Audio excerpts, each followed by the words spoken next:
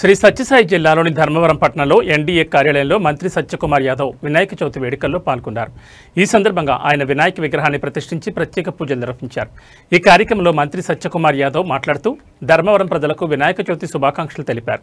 భక్తులందరూ భక్తితో పండుగను జరుపుకోవాలని కోరారు. మండపాలు నిమజ్జన సమయంలో స్వీయ నియంత్రణ పాటించాలని, స్వామివారి పవిత్రతకు భంగం కలిగించేలా అశ్లీలమైన పాటలు కాకుండా భక్తి పాటలు మాత్రమే వినిపించాలని సూచించారు. యువకులు మద్యపానం చేసి ఘర్షణలకు పాల్పడకుండా పండుగ వాతావరణాన్ని భక్తి శ్రద్ధలతో సద్వినియోగం చేసుకోవాలని ఆయన కోరారు.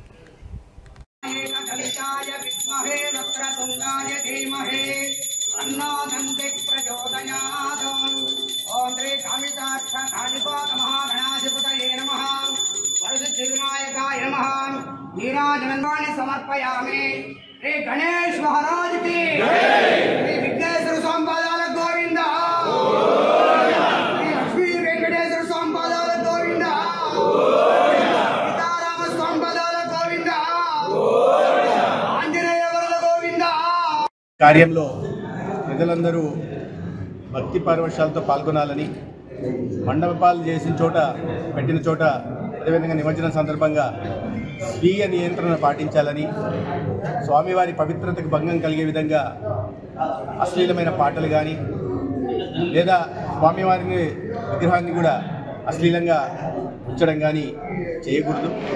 భక్తికి సంబంధించిన పాటలు మాత్రమే పెట్టాలి. సినిమా పాటల్లోని అశ్లీల పాటల్ని ఉంచకూడదు. అదేవిధంగా యువకులు మద్యాన్ని సేవించడం ఇతరత్ర వాటికి కూడా పాల్పడకూడదు. భక్తి పారవశ్యంతో ప్రజలందరూ జరుపుకునే దీన్ని పవిత్రంగా మనం కూడా చేయాల్సింది. అదే సమయంలో పర్యావరణాన్ని కూడా, ఒక వినాయక చవితి అంటూనే పర్యావరణ ఉత్సవం. ఎందుకంటే మనము చూస్తే మట్టి చెరువులు వర్షం రాకముందు దానికి ఒక కారణం ఉంది, సహేతుకమైన కారణం ఉంది. వినాయక చవితికి ముందు వర్షాలు రాకముందు చెరువుల్లోంచి మట్టిని తీస్తాం, దాంతో విగ్రహాన్ని చేస్తాం. వినాయక చవితి తర్వాత అదే విగ్రహాన్ని మళ్ళీ ఆ చెరువులో కలుపుతాం. అంటే ముందు నీటి సామర్థ్యం పెంచడం, తర్వాత ఈ విగ్రహాన్ని నీరు ఇంకిపోకుండా చెరువులు ఉండడం, తద్వారా రైతులు సస్యశ్యామలంగా ఉండేలాగా మనం ప్రయత్నం చేస్తూ ఉంటాం. అందుకని ప్లాస్టర్ ఆఫ్ ప్యారిస్ని కానీ ఇతరత్ర వాడి నీటిని కలుషితం చేయడం, తద్వారా మన ఆరోగ్యాన్ని ఇబ్బంది పడే విధంగా మనం ఉండకూడదు.